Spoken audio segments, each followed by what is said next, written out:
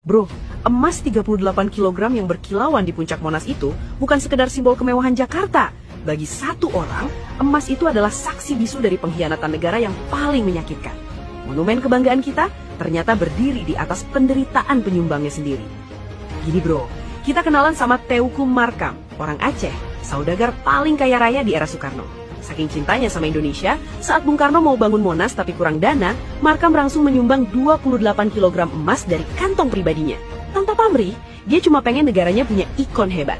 Faktanya, nasibnya berbalik 180 derajat saat rezim berganti tahun 1966.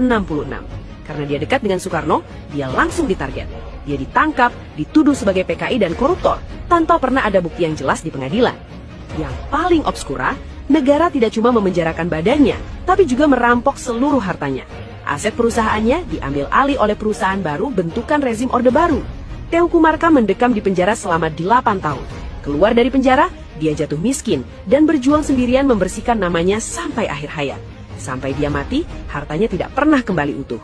Dan inilah ironinya bro, setiap kali kita mendongak kagum melihat emas di puncak Monas, kita sebenarnya sedang melihat sisa kekayaan seorang pahlawan yang dibalas dengan air tuba.